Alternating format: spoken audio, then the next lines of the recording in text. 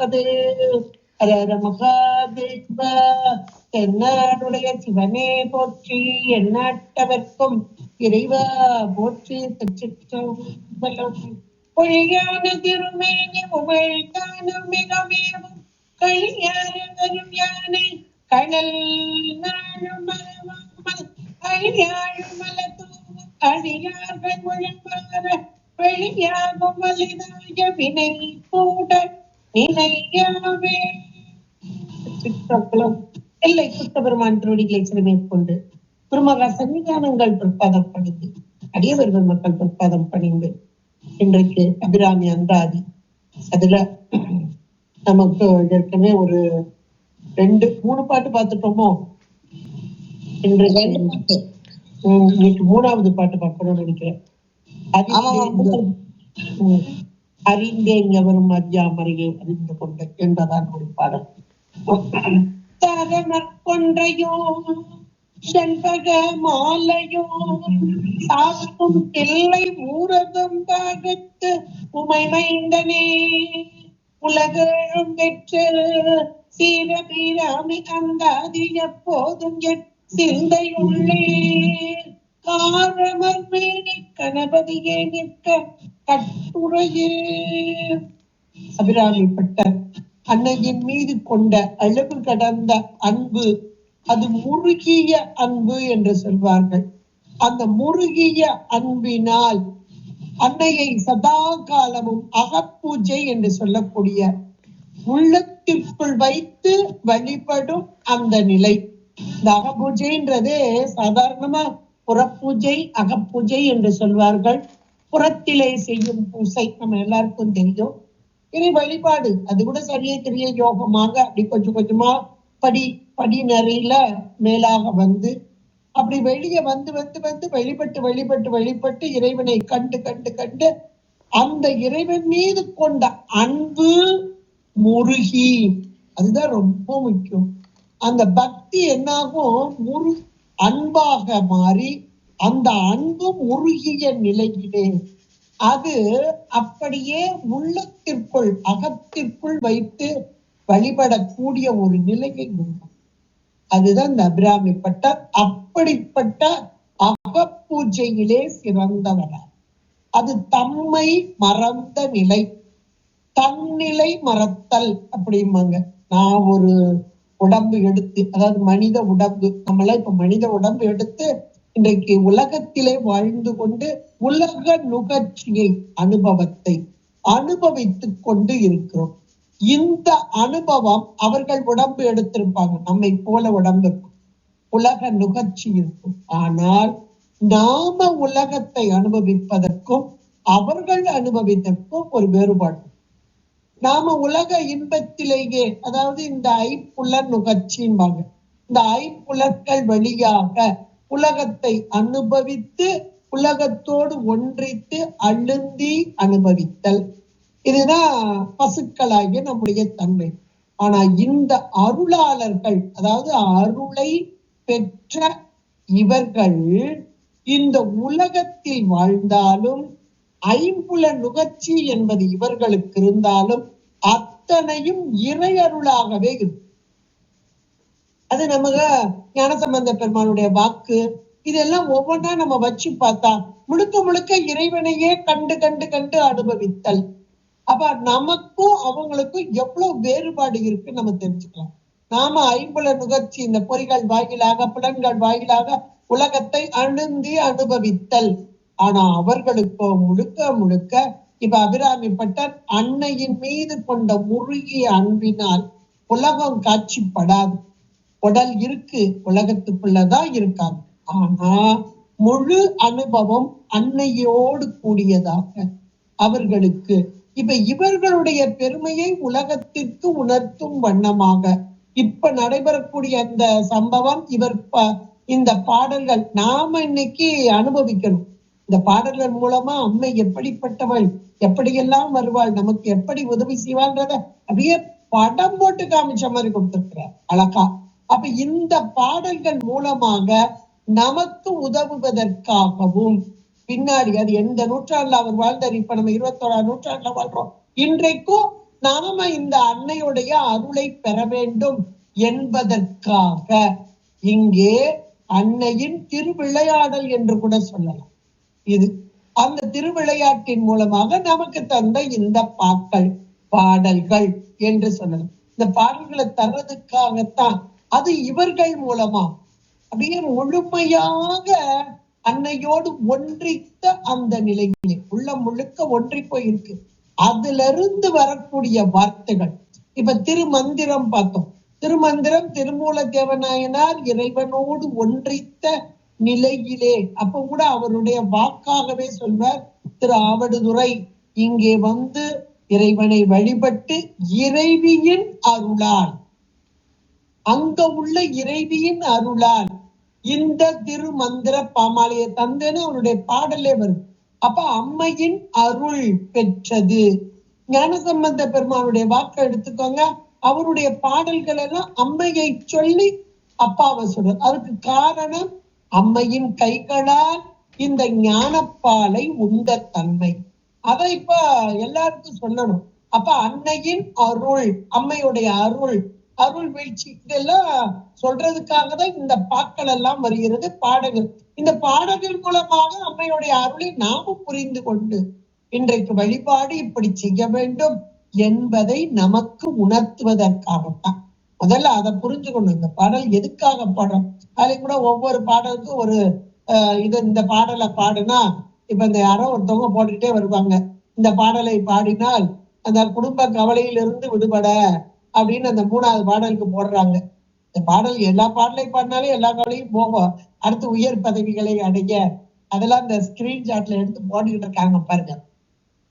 இருக்கட்டும். ஆனா அவர் அதை நினைச்சா பாடினாரு. யோசிச்சு பாருங்க.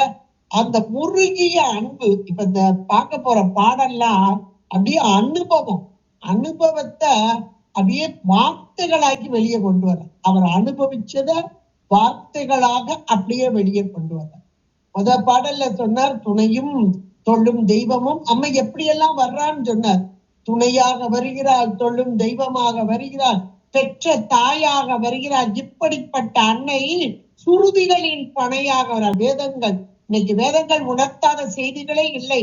உயிர்களாகிய நாம் இப்படி அறவழியில் நடந்தால் மேலான வாழ்வு பெறலாம், மரணமில்லாத நிலை அடையலாம், இறைநிலை அடையலாம் என்றெல்லாம் சொல்வது வேதங்கள்.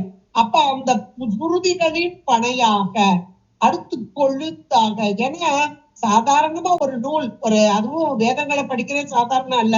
ஆனாலும் கூட வேதங்களை மேலோட்டமாக படிப்பவர்களும் உண்டு, ஆழ்ந்து படிப்பவர்களும் உண்டு, அதனுடைய பொருள் உணர்ந்து படிப்பவர்களும் உண்டு. இன்னைக்கு நம்ம பார்த்துக்கிட்டு இருக்கோம். எத்தனை பேர் அந்த வேதங்களை சாதாரண கடமா அது கொஞ்சம் தெரிஞ்சா போதும். ஒரு பூசைக்கு, அதாவது இந்த வேள்வி பூசைக்கு இந்த அளவு தெரிஞ்சா போதும். அதே கர்மகாண்டத்தை மட்டும் ஏற்றுக்கொள்வது இன்னைக்கு நம்ம இதுல எல்லாம் படிச்சிருக்கோம். கர்மகாண்டத்தை மட்டுமே ஏற்றுக்கொண்டு வேதத்துல 2 வகையா இருக்கு. கர்மகாண்டம், ஞான காண்டம் இருக்கு. ஞானபாகத்தை ஏத்துக்க மாட்டாங்க. கர்மமே போதும் அப்படி இருந்த தாண்டாவளத்த ரிஷி எல்லாம் பார்க்கலாம். அப்ப அதுக்குரிய அந்த வேள்வி செய்வதற்குரிய அந்த வேதங்கள், அந்த பகுதிகளை எடுத்துக்கொண்டு அதனை படித்து அப்படி இருக்கிறவங்க இருக்கிறாங்க. ஆனா வேதங்களை நன்றாக ஆராய்ந்து நுணுகி அது சொல்லும் பொருளை உணர்தல் ஒண்ணு, அதன் வழி நடத்தல் ஒண்ணு. இதெல்லாம் இருந்தா எப்படிப்பட்ட மேலான நிலை கிடைக்கும் அப்படின்னு இந்த வர்ற பாட்டுல சொல்றார். அதுக்கு முதல் பாட்டிலேயே அதுக்கு தோற்றுவாயா போட்டார். இந்த அம்மை எப்படிப்பட்டவர்? சுருதிகளின் படையாக இருக்கிறாள். அது மேலோட்டமா படிக்கிறவங்களுக்கு அப்படியே அந்த தூரத்துல இருந்து பார்த்தா ஒரு மரம், அதனுடைய கிளைகள் எல்லாம் தெரிவது போல சுருதிகளின் படையாக இருக்கிறாள். நெருங்கி வந்து பார்ப்பவர்களுக்கு கொழுந்தாக இருக்கிறார். ஆழ்ந்து ஆராய்ச்சி பண்ணுபவர்களுக்கு அந்த வேறாக தெரிகிறார். எல்லாத்தையும் அப்படிப்பட்ட அன்னையை சொல்லி, அன்னையுடைய 4 திரு கரங்களை சொல்லி, பனிமலர் பூங்கனை, கருப்பு சிலை, மென் பாசாங்குசம், கையில் அணையும் திரிபுர சுந்தரி ஆவது அறிந்தனமே அப்படின்னார். இப்படிப்பட்ட அன்னையை அறிந்தேன் அப்படின்னார். இப்ப அறிந்தேன் ஆரம்பிக்கிறார். அடுத்த பாடல அறிந்த பாடல்ல அறிந்தனமேன்னாரு. இப்ப அடுத்த பாடல் ஆரம்பம் அறிந்தேன். ஏனென்றால் பாடல்ல தொடர்ச்சியா என்ன சொன்னார் அப்படின்னா, அம்மை வேதங்களின் வடிவாகவே இருக்கிறார். ஒரு வேதத்தை மரமாக அப்படியே சித்தரித்தால் அதனுடைய பனை கிளைகள், அதனுடைய கொழுந்து, அதனுடைய ஆழமான வேர், அது போல தூரத்திலே இருந்து பார்ப்பவர்களுக்கு பனையாக அந்த மரத்தின் பனை தெரிவது போல, கிளை தெரிவது போல வேதங்களை சாதாரணமாக படிப்பவர்களுக்கு, வேதங்களை படிக்கிறதுல நிறைய முறை இருக்கு, நீங்க பார்த்துக்கிட்டு போனாங்க. அப்ப அதை படிப்பவர்களுக்கு அதனுடைய கிளையாக, அடுத்து நெருங்கி வந்து அப்படியே உணர்ந்து படிப்பவர்களுக்கு கொழுந்தாக, அடுத்தால் போற ஆழ்ந்து ஆராய்ச்சி செய்பவர்களுக்கு வேறாக, இப்படியெல்லாம் இருக்கும் அன்னை என்று அந்த முதல் பாடலிலே சொல்லி, அடுத்த பாடலிலே இப்படிப்பட்ட அன்னையை அறிந்தேன் அப்படிங்கிறார். அறிந்தேன் அப்படிங்கிறார். இந்த அறிதல் அப்படின்ற ஒரு சொல் மிக மேலான ஒரு சொல். இன்னைக்கு நம்ம யாராவது ஒருத்தர் ரொம்ப படிச்சிருக்கிறார் அப்படின்னா, PhD வரைக்கும் படிச்சிருக்காங்க, அப்போ உங்களுக்கு எல்லாம் தெரியுமா, இவ்வளோ படிச்சிருக்கீங்களே, நம்ம சாதாரணமா கேட்போம், உங்களுக்கு எல்லாம் தெரியுமா அப்படிமோ. படிச்சிருக்கேன், சரி, என்னுடைய லைன்ல எனக்கு தெரியும் அவங்க சொல்றது. இப்ப PhD படிக்காம ஒரு இங்கிலீஷ்ல பண்ணி இருக்கிறாங்க அப்படின்னா, அப்ப அந்த லெவல்ல அவங்களுக்கு அந்த வகையில எல்லாம் தெரியும். அடுத்து இப்ப மேத்ஸ் சப்ஜெக்ட் கேட்டா தெரியுமானா தெரியாது. அப்ப அந்தந்த வகையில அப்ப எவ்வளவு கல்வி அப்படின்றது, கற்றது கை மண் அளவு, அல்லாதது உலகளவு. இது உலகியல் கல்விக்கு மட்டும் அல்ல, எல்லாவற்றிற்கும் உரித்தானது. இப்ப எல்லாவற்றிற்கும் உரித்து அப்படின்னா, இப்ப அறநூல்கள், நூல்களை நம்ம அறநூல்கள், அருள் நூல்கள் இரண்டு வகையாக நம்ம பிரிக்கிறோம். அப்ப அந்த காலத்தில எல்லாம் குருகுல வாசம் என்ற மாத்திரத்திலே அறநூல்களை மட்டுமே போதித்தார்கள். அந்த அறநூல் வழியாக அருள் நூலையும் போதித்தார். முதல்ல அறநூல்களை சொல்லி கொடுத்தாங்க. சின்ன வயசுல அந்த அறத்திலே தெளிந்து இருக்கணும். அப்புறம் அருள் நூல்கள். அப்ப அந்த அறநூல்களையும் அருள் நூல்களையும் கற்று தெளிந்தால் இறைவன் எப்படிப்பட்டவன், அந்த இறை வழிபாடு எப்படி செய்ய வேண்டும், இதெல்லாம் நம்ம நன்றாக உணர்ந்த பெருமக்கள் இருந்தார். ஆனா இன்றைக்கு கல்வி அப்படின்றது உடல் சார்ந்த கல்வியாக, உயிர் சார்ந்த கல்வி இல்லாமல் உடல் சார்ந்த கல்வியாக இன்றைக்கு அமைந்துள்ளது. அப்ப அந்த உடல் சார்ந்த கல்வி என்பது, உடல் சார்ந்ததுன்னா எது, உலகம் சார்ந்த கல்வியா. அப்ப அந்த உலக பொருளை அறியும் வண்ணமாக இன்றைக்கு நாம் கற்றுக்கொண்டிருக்கிறோம். அப்ப அந்த உள்ளம் உயிர் சார்ந்த கல்வி என்பது அறவழியாக, அருள் வழியாக. இந்த அபிராமிப்பட்டர் போன பாடலில வேதங்களை பற்றி மிக தெளிவாக எடுத்து உரைத்தார். வேதங்கள் அறத்தை எடுத்து ஓதுகிறது, அதோடு அருளாகிய இறைவன் இப்படிப்பட்டவன் என்பதையும் எடுத்து. அப்ப அந்த வேதத்தை இவர் அபிராமிப்பட்டர் ஒரு அந்தன குலத்தை சேர்ந்தவர். அதனால் வேதத்தை நன்றாக கற்று உணர்ந்தவர். இப்ப இவருடைய வாக்கு அறிந்தேன் அப்படின்னு ஒரு வார்த்தையை சொல்றார். நாம இன்னைக்கு உலகியல் கல்வியை கற்றுக்கொண்டிருக்கும் இந்த காலத்திலே யாராவது அறிந்தேன் என்று சொல்ல முடியுமா என்றால் ஒரு காலம் முடியாது. இதுக்கு இன்னொரு காரணம் உண்டு. இப்ப அறநூல்கள் அறநூல்கள் அப்படின்னு பார்த்தாலுமே அறநூல்கள் இருக்கு நம்ம நாட்டுல, அப்படி ஒரு கொட்டி கொட்டி கிடக்கு. படிக்கிறதுக்கு இந்த பிறவியில நீ எத்தனை பிறவி எடுத்தாலும் முடியாது, அவ்வளவு நூல்கள் இருக்கு. அறநூல்கள் ஒரு பக்கம், அருள் நூல்கள் ஒரு பக்கம் இருக்கு. இந்த அறம் அப்படி சார்ந்தது அப்படின்னா, இப்ப திருக்குறள் அப்படின்னா அது அறநூல் தான். அறத்தை வலியுறுத்துதல். இன்னைக்கு திருக்குறள் எத்தனை பேருக்கு தெரியும் அப்படின்னா ரொம்ப ரொம்ப ரொம்ப குறைந்து கொண்டே வருகிறது, ரொம்ப குறைந்து. ஒரு காலத்துல பள்ளிக்கூடத்துல எல்லாம் அந்த திருக்குறளுக்கு அவ்வளவு முக்கியத்துவம் கொடுத்து வைத்தார்கள். ஏனென்றால் அறத்தை முதலில் கற்க வேண்டும், அந்த அற வழியில நின்றால்தான் அருளை அடைய முடியும் அப்படின்றத ரொம்ப தெளிவா எடுத்து சொன்னாங்க.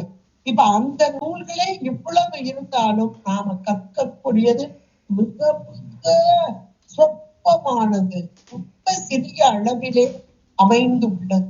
இப்ப வேதத்தை கற்றல் அப்படின்றது நம் போன்றவங்களுக்கு சாத்தியம் இல்லை. இப்ப அந்தணர்களுக்கு ஓரளவுக்கு தான். அந்தணர்களையும் வேதத்தை படிச்சாலும் எத்தனை பேர் பொருளோடு அறிந்திருக்கிறார்கள்னா ரொம்ப அதுலயும் அந்தணர்கள்லயே வேதத்தை படிக்கிறவங்க இருக்கிறாங்க. நம்ம அப்பவே பார்த்தோம் கண்மகாண்டம், அந்த வேள்வி செய்வதற்குரிய அந்த ஸ்லோகங்கள், அந்த மந்திரங்கள், வேத மந்திரங்களை தெரிஞ்சு வச்சுக்கிடுவாங்க. ஏன்னா அவங்களுக்கு இன்றைக்கு அது தேவைப்படுது அந்த வேள்வி செய்வதற்கு. அதனால அந்த அளவுல நின்றுவாங்க. ஆனா முழுமையாக தெரிய வேண்டும் என்ற ஒரு ஆர்வம் அதுல படிக்கிறவங்க ரொம்ப குறைவு. அதுலயும் ஆழ்ந்து, அதனாலதான் அந்த துருதிகளின் பனையும் பதிக்கொண்ட வேறும் அப்படின்னா, வேறுனா ஆராய்ச்சி பண்ணும், அவருடைய பொருளை உணர்ந்து அறிதல். இப்ப அபிராமிப்பட்டவர் எப்படிப்பட்டவராக இருந்தார்? அந்த வேதங்களை நன்றாக உணர்ந்தவராக, அறிந்து உணர்ந்தவராக. அதைத்தான் அறிந்தேன் எவரும் அறியா மறையை அறிந்து கொண்டு செறிந்தேன் உனது திருவடிக்கே என்று சொல்றார். இந்த இடத்துல அறிந்தேன் என்ற மாத்திரத்தில் இவர் அறிந்தது எவரும் அறியா மறையை. அந்த அறிந்தேன் என்ற ஒரு சொல்ல தனியா எடுத்துக்கிட்டீங்கன்னா, எவரும் அறியா மறையை அறிந்தேன் அப்படின்னு ஒரு கொண்டு குட்டி எடுத்துக்கலாம்.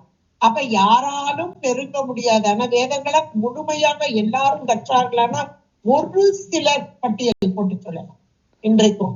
அதுக்கு கூட இந்த திண்டுக்கல்ல இருந்து ஒரு ஆதீனம் சொன்னார், 14 வருடங்கள் தொடர்ச்சியாக குருவின் மூலமாக, குருவுடைய காலடியில இருந்து கற்றால் ஒரு வேதத்தை கற்கலாம் அப்படின்னு சொன்னார். அப்படி கற்றவங்க இருக்கிறாங்க. அவங்களுக்கு அந்த பட்டம் ஸ்ரீல ஸ்ரீ அப்படின்ற ஒரு பட்டமும் உண்டு அப்படின்றதெல்லாம் விளக்கமா சொன்னாங்க. அப்ப அந்த அளவுல ஆழ்ந்து அதுலயும் கூட இன்னும் கொஞ்சம் ஆராய்ச்சியா நுணுகி கற்றல் அப்படின்றது இருக்கு. ஆனா இவர் என்ன சொல்றார்? அறிந்தே எவரும் அறியா மறையை அப்படின்னு ஒரு வார்த்தையை போடுறார். அடுத்தாப்புல இந்த வேதத்தை அறிந்து கொண்டதால் என்ன பயன்?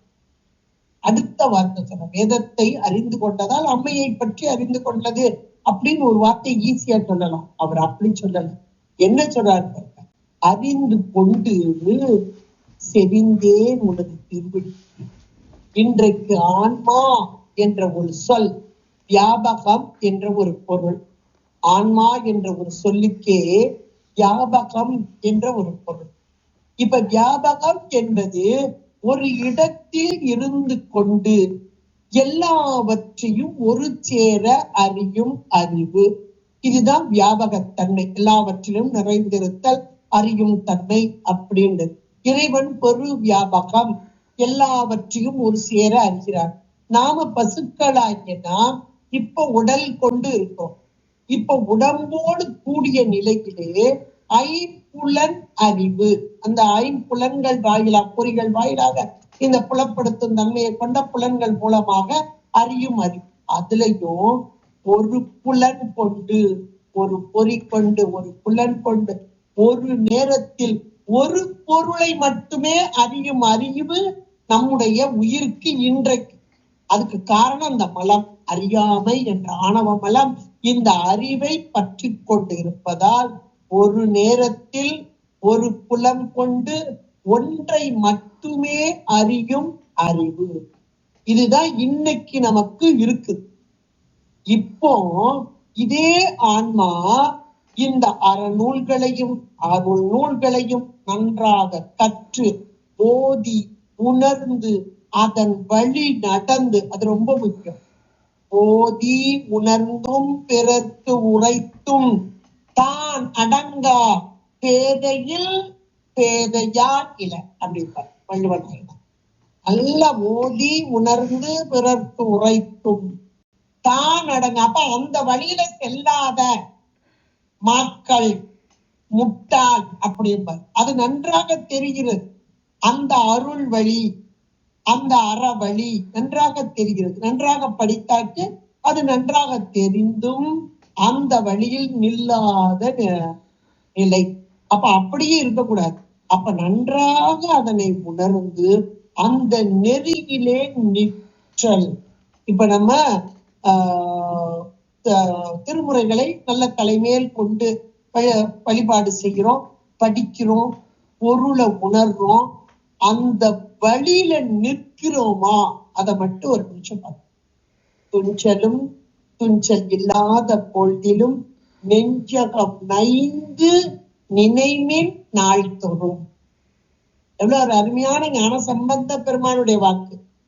வஞ்சகம் அற்று அடி வாழ்த்த, வஞ்சகம் அற்று அடி வாழ்த்த.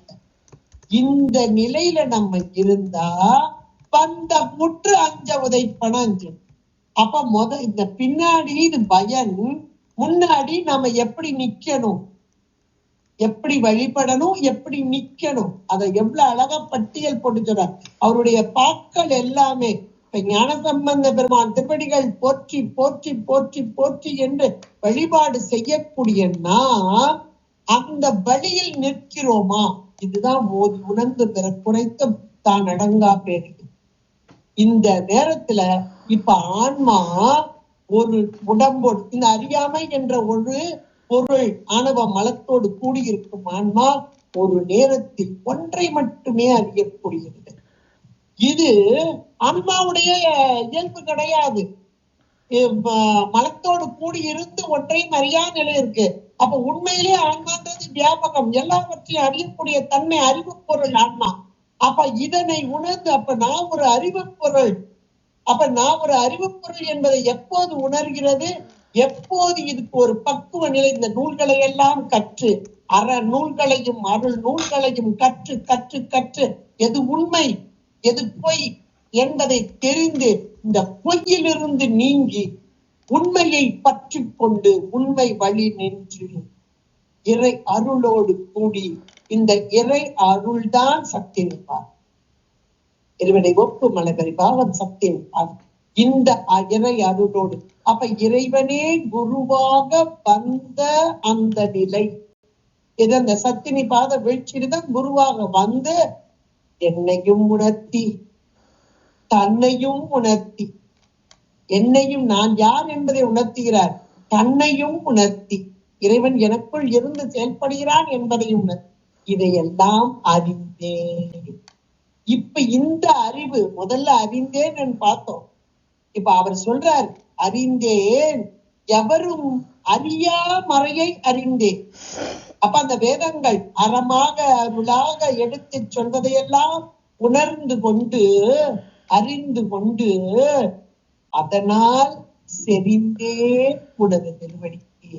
அப்ப இந்த திருவடி என்பது, திருவடியில் சாதல் என்பது ஆன்மாவுக்கு வியாபக அறிவு. என்றைக்கு ஆன்மா இந்த திருவடியை சார்ந்ததோ அன்றைக்கு இந்த ஆன்மா அடைவது வியாபக உணர்வு, வியாபக அறிவு. இவர் சொன்ன அறிந்தேன் என்ற அந்த ஒரு சொல் எப்படிப்பட்டது என்று நம்ம இன்னைக்கு தெரிஞ்சுக்கிடலாம். சாதாரண நம்ம அறிந்தேன் என்று உலகியல்ல சொல்லும் போது சின்ன குழந்தை பிறந்த மாத்திரத்துல கொஞ்சம் கொஞ்சமா வளர ஆரம்பிக்கும் போது முதல்ல தாய் அந்த குழந்தைக்கு குருவாக ஆசிரியையாக மாறி சொல்லிக் கொடுப்பார். இவர் உன் தந்தை, நான் உன் தாய், அம்மா அப்பா சொல்லு, தாத்தா பாட்டி, இப்படி எல்லாம் உலகத்து உறவுகளை எல்லாம் எடுத்து எடுத்து சொல்வார். அதன் பின்பாக கொஞ்சம் வளர்ந்த பிறகு இங்கே தெய்வத்தை காண்பிப்பார். தெய்வத்தோடு நின்று விடாது குருகுலத்தில் சேர்த்து குருவை அடையும் வண்ணமாக அந்த குரு மூலமாக உலகத்து பொருளை எல்லாம் அறியும் வண்ணம். உலகத்து பொருளை அறியும் போதே அந்த குரு உணர்த்திவர், இந்த உலகம் எல்லாம் பொய்யான பொருள் நிலையிட்டார். அப்ப அந்த குரு மூலமாக பொய்யை உணர்ந்து, பொய்யிலிருந்து நீங்கி மெய்யை உணர்ந்து, அப்ப இறைவனை உணரும் தன்மையை அடைதல், இதுதான் உண்மையாக அறிந்தேன். அப்ப அந்த மெய்யை உணர ஆரம்பித்த ஆன்மா அந்த வழியிலே நிற்கும் போது இறை அருளை பெறுதல். இந்த அபிராமிப்பட்டர் முழுமையாக அந்த அம்மையின் அருளை பெற்றார், திருவடி சார்ந்தார். அந்த திருவடி சார்ந்ததால் எல்லாவற்றையும் அறியும் தன்மையை உணர்ந்தார். அதைத்தான் சொன்னார். அறிந்தே எவரும் அறியா மறையை அறிந்து கொண்டு யாராலும் நெருங்க முடியாத ஆழ்ந்து ஆராய்ந்து நெருங்க வேண்டிய ஒரு பொருள் வேதம். அதனை அங்கே அறிந்து கொண்டு, அதுவும் அம்மையுடைய அருளால் அறிந்து கொண்டு, அது எதை சொல்கிறது? உன்னுடைய திருவடி இன்பம்தான் மெய், இதுதான் எல்லாம் அறியும் அறிவு என்பதை உணர்ந்து கொண்டு அறிந்து கொண்டு செறிந்தேன். செறிதல் என்பது அப்படி பொருந்தி நிற்றல். பொருந்தி நிற்றல், நீ வேறு நான் வேறு அல்ல என்ற நிலையிலே இந்த ஆன்மாக்களுடைய அறிவானது இந்த இறைவன் அம்மையின் திருவடியில் கொண்டு போட்டுறது. அவ்வளவுதான் போட்டுறது. அதான் செறிதல். நான் ஒரு பொருள் அல்ல, எல்லாம் உன் அறிவு. உன் அறிவு மூலமாக என் அறிவு இங்கே விளங்குகிறது. அப்ப நம்முடைய அறிவை வச்சு பார்க்கிறோமா, அம்மையுடைய அறிவை வச்சு பார்க்கிறோமா? செறிந்தேன் உனது திருவடிக்கே அறிந்தேன். இப்ப இத கொண்டு வந்துட்டு செறிந்தேன் உனது திருவடிக்கே அப்படி முதல்ல கொண்டு வந்துட்டு அறிந்தேன். அப்ப அந்த திருவடியினால் அறியும் அறிவு, இந்த அறிவுதான் வியாபக அறிவு. நீங்க இப்போ இந்த ஒரு கான்செப்ட வச்சுட்டு சேக்கிழார் பெருமான், இந்த அருளாளர்கள் எல்லாரையுமே நீங்க எடுக்கலாம், எல்லாரையும் எடுக்கலாம். சேக்கிழார் பெருமான் அவர் செய்த அந்த நூல் திருத்தொண்டர் புராணம், ஒரு அமைச்சராக இருந்தவர். அவங்க அப்பாவும் அமைச்சர். அப்ப நல்ல சுகபோக வாழ்க்கையில் வாழ்ந்தவர்கள். இவர் இந்த தில்லையில உட்கார்ந்து திருத்தொண்டர் புராணத்தை தாங்களே பாட வேண்டும் என்று அனபாய சோழ மன்னன் கேட்டுக்கொண்ட போது இங்க பாட வர்றார். இருந்த இடத்துலதான் இருக்கிறார், எங்கேயும் இவர் போகல. சோழ நாட்டுல நடந்த ஒவ்வொரு சம்பவத்தையும் எடுத்து சொல்றார். ஒவ்வொரு நாயன்மார் அருளாளர்களை பத்தி எடுத்து சொல்றார். நாயன்மார்களை எடுத்து சொல்றார். எந்த இடத்துக்காக போனாரானா போகல, தில்லையிலதான் உட்கார்ந்துருக்கார். இருந்த இடத்தில் இருந்து கொண்டு அவர்கள் வாழ்ந்த தலத்தையும் அவர்கள் வாழ்ந்த நிலையையும் அருளால் கண்டு கொண்டு, ஏனென்றால் இவர் இருப்பது தில்லை ஊரில் அல்ல, கூத்த பெருமானின் திருவடியிலே. அதனாலதான் உலகலாம் என்று இறைவனை எடுத்து கொடுக்க அவர் பாடியது அந்த தூக்கிய திருவடி, குஞ்சித பாதத்தில்.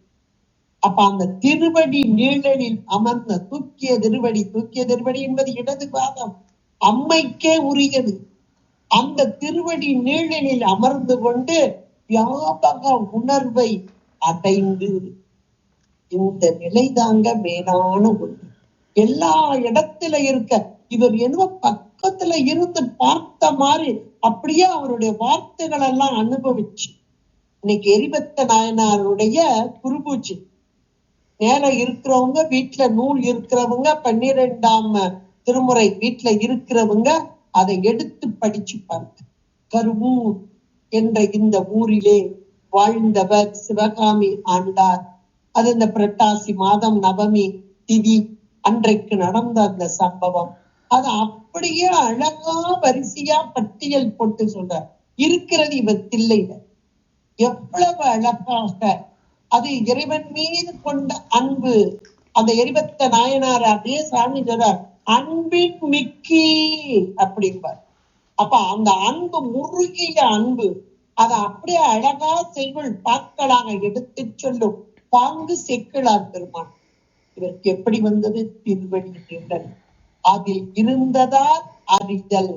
அந்த அறிஞர் அப்படி நிலையில்தான் இந்த அபிராமி பட்டரும் அறிந்தேன் அப்படின்னு சொல்லி எப்படி அறிகிறார்? செறிந்தேன் உனது திருவடிக்கே அதனால் அறிந்தேன். எதை அறிந்தேன்? எவரும் அறியா மறையை அறிந்து கொண்டு.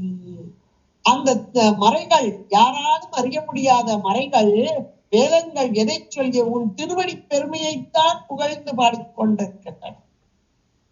அந்த திருவடி பெருமையை உணர்ந்து அதிலே செறிந்து இருந்தேன். கற்றதனால் ஆய பயன் என் கொல், வால் அறிவன் நற்றாள் தொழார் எனின்.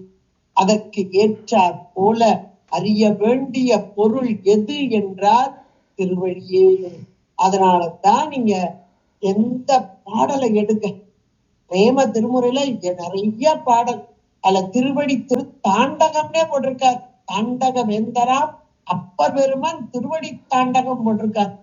ஞானசம்பந்த பெருமான் பாடலாகட்டும், எந்த பாடம் நம்ம முதல்ல எல்லா பாட்டுக்கும் முதல்ல ஒரு பாட்டை பாடுவோம். 5 கரத்தனை அனைத்து குந்தியில் வைத்து அடி போற்று. அப்ப திருவடி திருவடி திருவடி என்று சொல்லக்கூடிய அந்த திருவடியில் ஒன்றுதல், அதுதான் ஆன்மாவின் வியாபக அறிவை பெறுதல். அப்படின்றத ரொம்ப அழகான ஒரு பட்டியல் போட்டு நமக்கெல்லாம் அபிராமிப்பட்ட எவ்வளவு அழகா சொல்றார் பாருங்க. திருவடிக்கே சென்றே என்பதாக. அடுத்து சொல்றாரு, நம்முடைய நாட்டுல நிறைய ஞானிகள் யோகிகள் எத்தனை பேர், எத்தனையோ பேர் ஞானிகள். இன்னைக்கு அந்த சமயாச்சாரியார்கள், சந்தனாச்சாரியார்கள், அது போகவும் எத்தனையோ பேர், இந்த அருணகிரி பெருமானார், வள்ளலார், தைமான சுவாமிகள், இப்படி எத்தனையோ பேர் இறைவனுடைய அருளுக்கு பாத்திரமாக்கி இன்றளவும் வாழ்ந்து கொண்டிருக்கும் அன்பர்கள். அப்படிப்பட்ட அருளாளர்களுடைய வரிசையை நம்ம எடுத்து பார்த்தோம்னா அத்தனை பேரும் இறைவனுடைய திருவடி இன்பத்தை அனுபவித்தவர்கள். திருவடி இன்பத்தை அனுபவித்தவர்கள். மாணிக்கவாசகர் அவருடைய பாடல்ல எத்தனை இடங்கள்ல அந்த திருவடி, அதிலிருந்து வழியக்கூடிய தேன், அத கோத்தும்பிலாம் அவ்வளவு அழகா சொல்வார். கோத்தும்பி என்பது ஆன்மாவைத்தான் இந்த கோத்தும்பியாக சொல்லி எங்கேயோ போறையே இங்க வழியிற இன்பத்தை அனுபவி என்பதாக அங்கே சொல்வார். அந்த திருவடி இன்பத்தை அடைய வேண்டும் என்பதை அருளாளர்களுடைய வாக்காக இங்கே சொல்வது போல நமக்காக சொல்லப்பட்ட வார்த்தைகளாக சொல்லி, உனது திருவடிக்கே அடுத்த வார்த்தையை போடுறார். அந்த ஏகாரத்தோடு போறார். உனது திருவடிக்கே அப்படி போட்டு அடுத்த வார்த்தை என்ன சொல்ல வர்றார்? முதல் 2 வரியில அந்த திருவடியினால் நாம் அடையும் பயனையே சேர்த்து சொல்லிட்டார். அந்த வியாபக அறிவு நாம் பெறலாம் அப்படின்றத சொல்லிட்டார். அடுத்தாப்புல அந்த திருவடியை விட்டு பிரியாம இருக்கணும், அதையும் அடுத்தாப்புல சொல்றார். ஏன்னா அந்த திருவடியில இருக்கும் போதே இந்த உலக மயக்கம், அதாவது இதுக்கு நமக்கு மல வாசனை அப்படின்னு நமக்கு சாஸ்திரங்கள் ரொம்ப அழகா சொல்றோம். அந்த வாசனை எட்டிடக்கூடாது. இவ்வளவு நாள் அதை அனுபவிச்சமே வந்துடக்கூடாது. அதுக்காக திரும்ப அடுத்து என்ன சொல்றாரு? திருவடி இன்பத்தை அனுபவித்த அருளாளர்கள் அதை விட்டு பிரியக்கூடாது. அதுக்கு ஒரு வார்த்தை சொல்ற பாருங்க, திருவே உனது திருவடிக்கே. திருவடிக்கேன்றது ஏகாரம். இந்த திருவடிக்கே எப்படி இருக்கா? அடுத்தாப்புல ஒரு அடைமொழி, அம்மைக்கு அடைமொழி திருவே என்கிறார். திருவே, திரு என்றால் மகாலட்சுமியை குறிக்கக்கூடிய ஒரு சொல். இங்க மகாலட்சுமியை அப்படின்ற ஒரு நாமாவளியே நமக்கு வந்திருக்கிறது. இன்னொன்று 13 வயது பெண்ணாக இருந்து அருள் பாலிப்பவள் என்பதும் அந்த திருவே. திருன்ற ஒரு சொல்லுக்கு 16 வகையான பொருளும் உண்டு. அதுல மகாலட்சுமி என்ற ஒரு பொருளும் உண்டு. திருமாலின் வலது பார்வில் இருந்து கொண்டு அந்த திருமாலின் சக்தியாக இருப்பவள், காத்தல் தொழிலை செய்யும் திருமாலுக்கு உரிய சக்தியாக இருப்பவள் இந்த திரு ஆனவள் அப்படின்றது. அப்ப எல்லா செல்வங்கள், செல்வம் சொன்னா பணம் மட்டும் இல்ல, 16 பேர்கள் எடுத்துக்கொள்ளலாம். இந்த 16 பேர்கள் அப்ப இன்றைக்கு உலகில் வாழக்கூடிய வாழ்க்கையிலே முழுமையாக உயர்ந்த நிலையிலே நாம் வாழ வேண்டும் என்றால் இந்த அம்மைதானே நமக்கு அருள்மொழிய வருகிறார். அதனால் திருவே, அம்மையுடைய அருள் கடாட்சம் பெற்றவர்கள் தான் எல்லா வகையிலும் உயர்ந்த நிலையிலே இன்றைக்கு இருக்கிறார்கள். அதனால் அடுத்து சொல்ல வராது உன்னுடைய திருவடிக்கே அப்படின்னு ஒரு சின்ன கமாவை போட்டுட்டு திருவே அப்படி சொல்லி விழித்து ஒரு வெளியாக கொள்வார். திருவே, அம்மையே, அந்த மகாலட்சுமி தாயே, பெரும் பொருளாக இருப்பவளே, 16 பேர்களையும் தருபவளே, என் வாழ்க்கையில் மிக உயர்ந்த நிலையில் என்னை உயர்த்தி வைப்பவளே, பெரு வியாபக அறிவை எனக்கு தந்தவளே, என் அறியாமையை நீக்கியவளே என்றெல்லாம் பொருளாக திருவே என்று ஒரு விழியாக எடுத்து சொல்லி ஒரு சின்ன கமா போட்டுக்காங்க. திருவே என்று விழித்து வெறுவி பிரிந்தேன். வெறுவி, இந்த வெறுவின்றத அண்டலை படிப்போம். வெறுவுதல் என்றால் அச்சம் கொள்ளுதல். அம்மா, உன்னுடைய திருவடியிலேயே நான் இருக்கிறேன், திருவடியை விட்டு பிரியாம இருக்கேன், அதனால இவ்வளவு அறிவு அறிந்தேன், யாராலையும் அறிய முடியாத பொக்கிஷமாக உள்ள உன்னுடைய வேதங்கள், மறைகள், அதனுடைய பொருள் எல்லாவற்றையும் உணர்ந்து கொண்டு வியாபக அறிவை பெற்றேன் என்றெல்லாம் சொல்லி திருவே என்று சொல்லி அம்மையை விழித்து அடுத்து ஒரு வார்த்தை சொல்றார், வெறுவி பிரிந்தேன் அப்படிங்கிறார். இந்த வெறுவுதல் அப்படின்னா வெறுண்டு ஓடுதல் அப்படின்னா அச்சம் கொண்டு, அச்சம் கொண்டு அப்படியே மறி ஓடுறது. ஏப்ப வெறுண்டு ஓடுதுப்பா பிடி அப்படிம்பாங்க இல்லையா, அந்த வெறுவி பிரிந்தேன், அச்சம் கொண்டு பிரிந்தேன். எதை பார்த்து அச்சம் கொண்டேன்? மாணிக்க வாசகனுடைய திருவாசகத்தை எடுத்துப்பாரு, 35வது பகுதி. இது முடிச்சோடனே அந்த ஒரு அச்சப்பத்து 35 அதை எடுத்துப்பார். புற்றிவாள் அறவும் அஞ்சே, பொய்யதம் மெய்யும் அஞ்சே, கற்றைவார் சடையம் அண்ணல் கண்ணுதல் பாதம் நன்னி, மற்றுமோ தெய்வம் தன்னை உண்டு என நினைந்து எம் பெருமார்க்கு அற்று இல்லாதவரை கண்டால் அம்மா நான் அஞ்சுமாறு.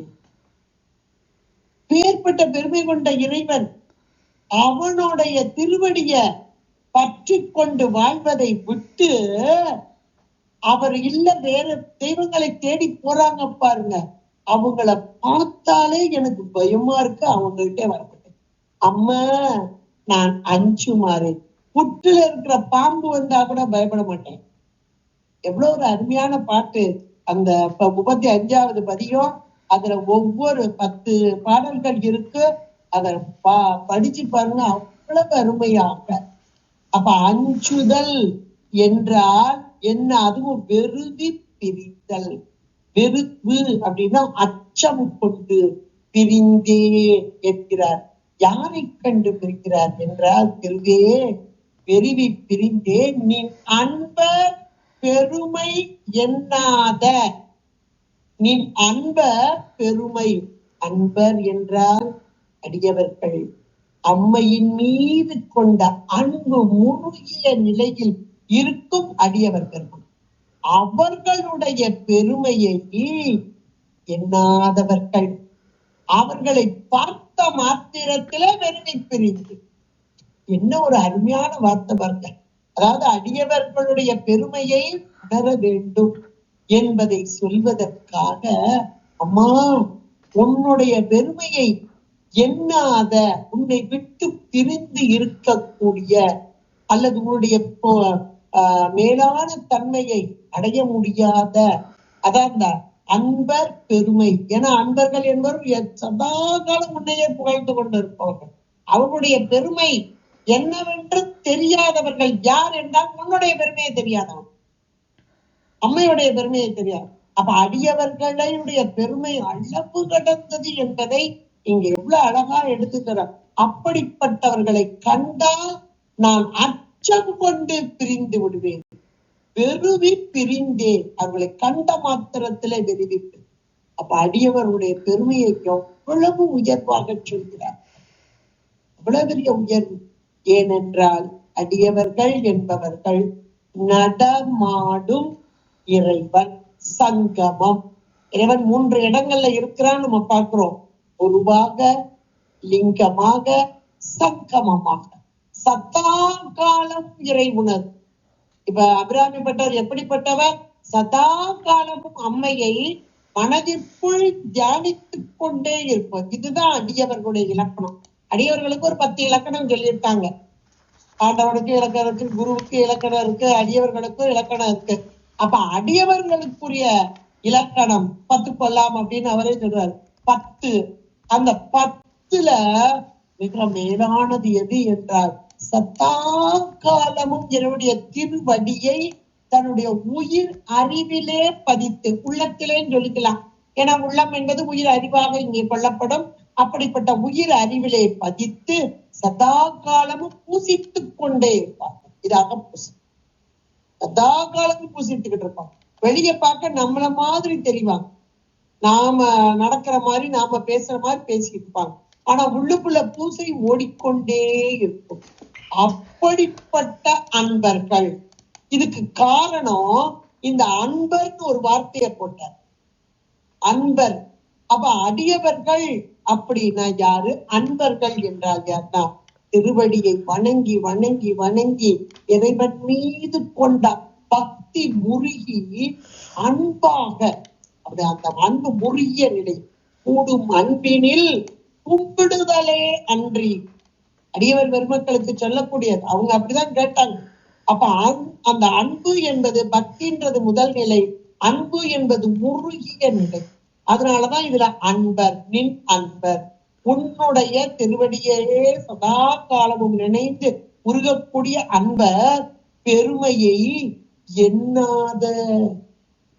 அவங்களுக்கு தெரியல திருவடி, அந்த சதா காலமும் திருவடியே வணங்கி கொண்டிருக்கக்கூடிய அன்பர்களுடைய பெருமை அவர்களுக்கு தெரியல. அதை எண்ணாத அவர்களை விட்டு எப்படி பிரிந்தேன்னா வெறுவி பிரிந்தேன். சும்மா பிரியல, பயந்து போய் ஐயோ அவங்க கிட்ட போனாக்கோ. இப்பவும் நம்ம பாருங்க, சத்சங்கத்தோடு இருக்கிற வரைக்கும் நல்ல ஒரு சத்சங்கம் நடக்கும். இறை வழிபாட்டுல நல்லா பாடிக்கிட்டு இருப்போம். அப்ப அந்த நேரத்துல 1 மணி நேரமோ 2 மணி நேரமோ அந்த நேரத்துல வேற சிந்தனையே வராது. வீட்டுல எவ்வளவோ பிரச்சனை இருக்கும், வந்திருப்போம். வந்தா இங்க உட்கார்ந்து பாட ஆரம்பிக்கும் போது இந்த நினைவிலேயே இருப்போம். வீட்டு சிந்தனை வராது. இது முடிஞ்சு வெளியே வரும்போது அந்த சிந்தனை பற்றி. அப்ப அந்த ஒரு 2 மணி நேரமோ 3 மணி நேரமோ அப்படியே இறை சிந்தனையில, ஒரு 2 மணி நேரம் இறை சிந்தனையில இருக்கிறதுக்கே நமக்கு இவ்வளவு இன்பம் என்றால் சத்தா காலமும் இருக்கக்கூடிய அன்பர்களுடைய நிலை எப்படி இருக்கு நம்ம நினைச்சு பார்க்க முடியுதா? அப்படிப்பட்ட அன்பர் அவர்கள்தான் உண்மையான அடியவர்கள். சதா காலமும் இறைவனை வைத்து திருவடியை உள்ளத்திற்குள் வைத்து வழிபடக்கூடிய அடியவர்கள். அது எங்க? உள்ளத்திற்குள்ளே, சதா உள்ளுக்குள்ளே பூச்சை நடக்கும். அப்படிப்பட்ட அன்பர்களின் பெருமை எண்ணாத, அவருடைய பெருமை எப்படிப்பட்டது? அடியவர்களுடைய பெருமையை சொல்லவும் முடியுமோ பார். இவங்களுடைய பெருமையை சாதாரண சொல்ல முடியுமா அப்படிம்பார். அதுலதான் நம்ம பெரிய புராணம் படிக்கும் போதுதான் அதெல்லாம் புரியும். பெரியவர்களின் புராணம் சாதாரணமா சொல்லவே முடியாது. அப்படிப்பட்ட பெரியவர்களின் புராணம். இதை சொல்வதற்கு என்னுடைய சாரூபமே இறங்கி வந்தது. யாராலும் இவருடைய பெருமையை எடுத்து சொல்ல முடியாது என்று சொல்வார். அப்படிப்பட்ட அன்பர் பெருமை எண்ணாத கரும நெஞ்சால், அல்ல வார்த்தை கரும நெஞ்சு. கர்மம் என்றால் கண்மம், நெஞ்சு என்றால் இங்கே உயிர். கரும நெஞ்சால் என்றால் என்னுடைய வினையின் காரணமாக, என்னுடைய வினைக்கு ஏற்றாற் போலதானே இன்னைக்கு நடக்குது எல்லாமே. கோயிலுக்கு போகணும், சாமி கும்பிடணும், நல்ல விஷயத்தை கேட்கணும், எல்லாம் நான் நினைக்கத்தாங்க செய்கிறேன். ஆனா என்னவோ போகணும்னு நினைச்சு வரும்போது ஏதோ ஒரு தடை வந்துடும். அப்ப செல்ல விடாத தடைக்கு காரணம் என்னுடைய வினை. அப்ப நல்வினை கூட்டி வைத்தால்தான் இறை வழிபாடு, இறை சிந்தனை. சரி கோயிலுக்கு தான் போகல, மனசுக்குள்ளையாவது வழிபாடு செஞ்சா நல்லதுன்னாங்களே, அந்த மனசுக்குள்ளையாவது நான் கொண்டு வர்றேன் அப்படின்னு கொண்டு வந்தா ஒரு எண்ணம், ஒரு நாமம் அல்லது ஒரு பாடல் படிக்கிறதுக்குள்ள இங்க 10,000 கேள்வி இங்க கேட்டுட்டு வெளியே ஆள் வந்து ஒரு பாடல் பாடி எப்ப படிச்சிடலாம் நினைச்சேன், முடிச்சிடலாம் நினைச்சேன், அதுக்குள்ள இங்க ஒரு பொண்ணு இங்க ஒரு ஆடு இப்படி வந்துட்டு எல்லாம் தடைகளாக வந்தது. அப்ப இந்த இடத்துல கரும நெஞ்சு என்றால் என்னுடைய வினைக்கு ஈடாக. அப்ப அந்த அடியவருடைய பெருமையையும் எண்ணாத நிலை என்பதும் இந்த கரும நெஞ்சால். இவ்வளவுதான். இதை நல்லா கொண்டு கூட்டி வச்சுக்கோங்க. அப்ப இன்றைக்கு அடியவர்களுடைய பெருமையெல்லாம் நாம் உணர்கிறோம் என்றால் நான் செய்த நல்வினையின் பயனாக இந்த நூலை எடுத்து நாம படிப்பதற்கும் உணர்வதற்கும் அதனை சிந்தித்து அதில் திளைத்து ஆனந்தம் பெறுவதற்கும் நல்வினை செய்திருக்கிறோம். அம்மையின் அருள் நமக்கு இங்கே துணை வருகிறது. அவ்வளவுதான். இதெல்லாம் அதனாலதான் சரி, இந்த பிறவியில கிடைக்கலாம், அடுத்த பிறவியில கிடைக்கட்டும், இந்த பிறவியில நம்ம நல்லதை செய்யணும்ன்ற உணர்வு அடுத்தாப்புல. நம்ம முதலே அதைத்தான் பார்த்தோம். போதி உணர்ந்து பிறக்குறைத்தும் அப்படின்னோம். அப்ப இன்னைக்கு இப்ப கேட்கறது பாடுறது எல்லாமே அதனுடைய பொருளை உணர்ந்து இந்த பிறவியில் கிடைக்கவில்லை என்றாலும் இனிவரும் பிறவியிலாவது எனக்கு நல்ல குலத்தில் பிறந்து நல்ல நினைவுகளோடு வந்து இறை சிந்தனையிலே இருந்து அந்த என்னுடைய திருவடியே நினைக்கக்கூடிய அந்த அடியவர் கூட்டத்தோடு என்னை சேர்த்து வைக்கும். 16 பேர்கள்ல 16வது பேராக சொன்னாரு, பெரிய தொண்டரோடு கூட்டு கண்டாய், பெரிய தொண்டரோடு கூட்டு கண்டாய். அலையாளி அருகிலுமாய் எனது தங்கையை ஆதிக்கடவுரின் வாழ்வே அமுதீசர் ஒருபாக மகளாத சுகபாணி அருள்வாதி அபிராமியே என்றார். என்றால் அந்த பெரிய தொண்டரோடு கூட்டு. இதைத்தான் இந்த வரியில அழகா சொல்ற, திருவே என்று ஒரு விழிச்சொல்லை சொல்லி அம்மையை நோக்கி அழைத்து, அம்மா பெருவி பிரிந்தேன், எங்கிருந்து நின் நண்பர் பெருமை எண்ணாத கரும நெஞ்சால் அது வரைக்கும் போட்டுட்டு, அப்ப அவர்கள் எப்படி அவர்களுக்கு கிடைக்கக்கூடிய பலன் என்ன அப்படின்றதையும் ஒரு பட்டியல் போறார்.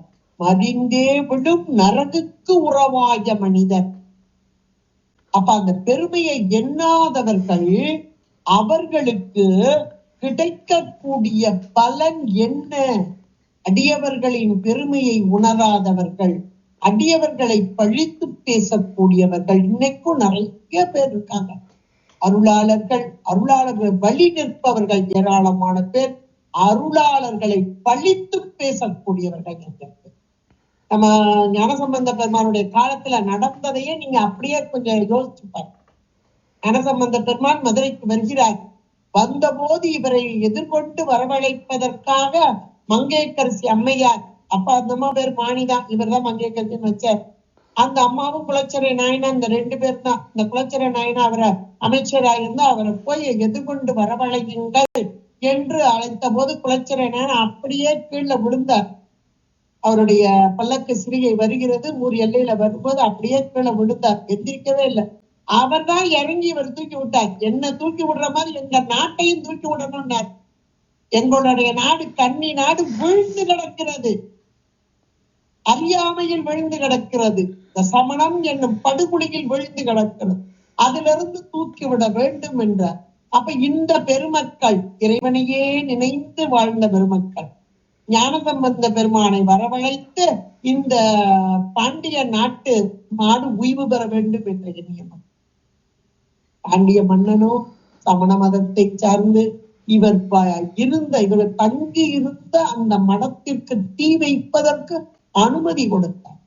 அந்த தீ எங்க போச்சு? இவர் அக்னிக்கு ஆணையிட்டார், பையவே சென்று பாண்டியர்த்தார். அப்படியே வயிற்றிலே கொட்டிய நெருப்பாக வெப்பு நோயாக கனன்றது. ஒரு இறை அடியவர் சதா காலமும் இறை நிலையிலேயே இருப்பவர். இறை நிலை சிவோகம் பாவனை. அந்த நிலையில இருப்பவருக்கு தீங்கு செய்ய முடியுமோ அப்படின்னா நினைக்க கூட முடியாது. நினைச்சா கூட அந்த பாவனம்ல எத்தனையோ தலைமுறை அப்படியே அனுப்புனார். ஆனாலும் மனைவியார் அவளுடைய மாங்கல்யம் நிலைக்க வேண்டும், மங்களமாக அவள் வாழ வேண்டும், அதனால் இவள் திருந்த வேண்டும். இவ்வளவையும் வச்சுதான் பையவே என்று சொல். அப்புறம் அந்த வெப்பு நோயை எப்போது நீங்கியது அந்த மன்னனுக்கு?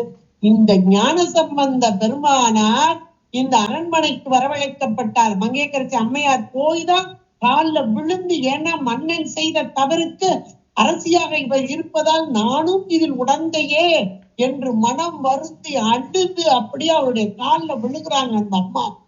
மன்ன அரசியாக இருப்பதால் இதற்கு என்னுடைய பங்கும் உண்டு, மன்னிக்க வேண்டும் என்று அப்படி அழுது விழுகிறாங்க.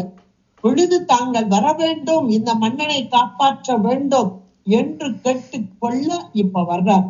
வந்தபோது இவர் கால் வைத்த போதே மன்னனுடைய உடல் குளிர்ந்ததை மன்னன் உணர்ந்தான். நல்லா யோசிச்சு பாருங்க, இந்த வரிதான் இது.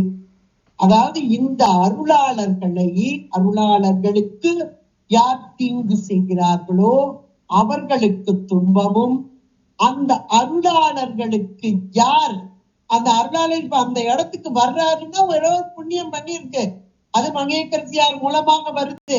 இந்த மன்னனும் கூட முற்பிறவில நல்வினை செஞ்சிருக்கான், இல்லைன்னா வர முடியாது. இந்த அரண்மனை அதுல கால் வைக்கும் போதே வயிறு குளிர்ந்ததை உணர்ந்தார்.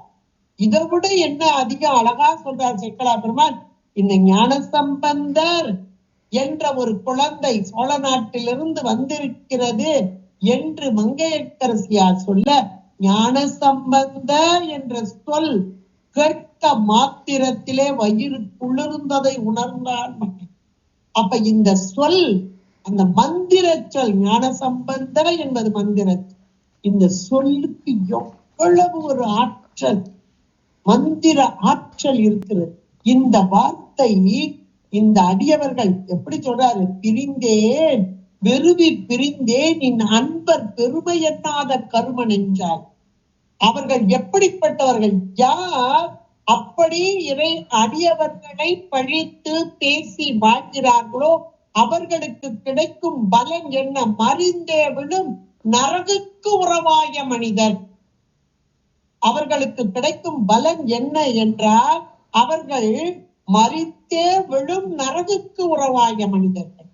அப்ப இதனுடைய பொருள் என்ன என்றால், இறை சதா காலமும் இறைவனை மனதிற்குள் வைத்து யார் வழிபாடு செய்கிறார்களோ அந்த அடியவர் பெருமக்களை அண்டி அந்த அவர்களோடு வாழ்பவர்களுக்கு எல்லா நலன்களும் வளமும் இறை அருளும் கொடும். அவர்களை பழித்து பேசி தூற்றுபவர்களுக்கோ எல்லா தீங்குகளும் வரக்கூடும். அப்படிப்பட்ட அடியவர்களின் பெருமை எண்ணாத, அந்த எண்ணாம இருக்கதும் அவங்களுடைய கர்மம். அந்த கர்ம நெஞ்சால் மருந்தே விழும் நரகுக்கு உறவாய மனிதர்களை அவர்களை கண்டாலே எனக்கு வெறுவி பிரிந்தேன். எவ்வளவு ஒரு அருமையான ஒரு பாடல். ஏன்னா இவர் அறிந்ததால். எதனால் அந்த அறிவு எப்படி கிடைத்தது? அம்மையுடைய திருவடி. அந்த திருவடியிலே வியாபக உணர்வை பெற்றதால் அடியவர்களின் பெருமையை உணர்ந்தார். அந்த பெருமையை எண்ணாத, அடியவர்களின் பெருமையை எண்ணாத, உணர முடியாத அந்த கரும நெஞ்சு, அந்த கண்மம் உடையவர்களை கண்ட மாத்திரத்திலே திருவே வெறுவி பிரிந்தேன். ஏனென்றால் இவர்களெல்லாம் இந்த நரகுக்கு உறவாய மனிதர். எவ்வளவு ஒரு அருமையான ஒரு பாடலை எவ்வளவு அழகாக சொல்லி முடித்தார் என்றால், இதிலிருந்து அடியவர்களுடைய பெருமையும் நம்முடைய அறிவு என்பது இன்றைக்கு ஐம்புலன்கள் ஐம்பொறிகள் ஓடு கூடி ஒன்றை மட்டுமே, ஒரு நேரத்தில் ஒன்றை மட்டுமே அறியக்கூடிய ஏகதேச அறிவு. அந்த அறிவும் ஐயமாக தெளிவாக இன்றைக்கு இந்த பொறிப்புலன்களோடு கூடிய அறிவாக இருக்கிறது. உண்மையிலே இந்த அறிவு நமக்குரிய அறிவு அல்ல. அப்ப நமக்குரிய அறிவு அறிதல் எது என்றால், அம்மையின் திருவடியை யார் இறுக பற்றி கொள்கிறார்களோ அவர்களுக்கு கிடைக்கக்கூடிய வியாபக அறிவு, எல்லாவற்றையும் அறிவுகள். இதற்கு பெயர்தான் வாலறிவு. நூல்கள் படித்து, இதுதான் அறநூல் அருநூல் பார்த்தோம். மறைகள் இவைகளை படித்து அம்மை இப்படிப்பட்டவள், இறைவன் இப்படிப்பட்டவன் என்று உணர்ந்து அந்த திருவடியை பற்றி கொண்டு அதனால் விளையும் வாலறிவு. நூல் அறிவினால் வாலறிவு. சிவனடியே சிந்திக்கும் திருப்பெருகு சிவஞானம். பவமதனில் அறமாற்றும் பாங்கினில் மூழ்கிய ஞானம். உமையில்லா கலைஞான், உணர்வறிய மெஞ்ஞான். உமையில்லா கலைஞான் இது அபரஞானம், நூலறிவு. உமையில்லா கலைஞான் உணர்வு அறிய மெய்ஞானம், இது வாலறிவு. அருள் வீழ்ச்சி திருவருளால் பெரும் அறிவு, இது வியாபக அறிவு. இந்த நூலறிவும் இந்த வாலறிவும் பெற்றால் மேலான வியாபக அறிவு அதைத்தான் அறிந்தேன் என்றார். அதை அறிந்ததால் அம்மையை எண்ணாத அந்த மனிதர்கள், நரவுக்கு உறவாய மனிதர்கள், அவர்களை விட்டு நான் பிரிந்தேன் என்று அனுபவமாக அனுபவித்து எடுத்து சொன்ன அருமையான பாடல். சிற்றம்பலம். பார்வதிபதே மகாதேவ. தென்னாட்டுடைய சிவனே போற்றி, எந்நாட்டவர்க்கு பெரிவா. நன்றி நன்றிப்பா. ஏதாவது